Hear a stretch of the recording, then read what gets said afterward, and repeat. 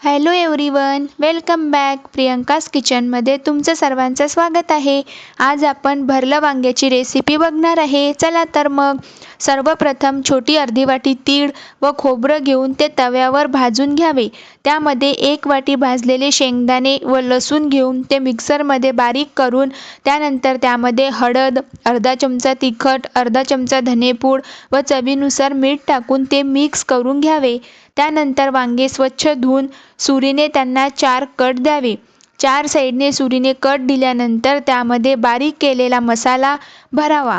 त्यानंतर गॅसवर कढई ठेवून ते तापल्यानंतर त्यामध्ये थोडा हिंग टाकून वांगे टाकून त्यावर झाकण ठेवून ते शिजवून घ्यावे. ते शिजल्यानंतर एका ताटात काढून ठेवावे.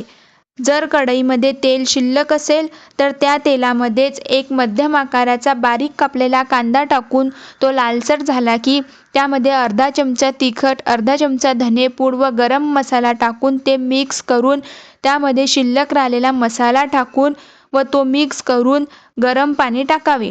पाणी आपल्या अंदाजानुसार टाकावे व नंतर शिजवलेले वांगे त्यामध्ये टाकून त्या भाजीला उकळी येऊ द्यावी. अशा प्रकारे मस्त अशी भरली वांगी तयार आहे. जर तुम्हाला हा व्हिडिओ आवडला असेल तर लाईक अँड सबस्क्राईब नक्की करा आणि तुम्ही केलेली भाजी कशी झाली कमेंटमध्ये नक्की सांगा. धन्यवाद.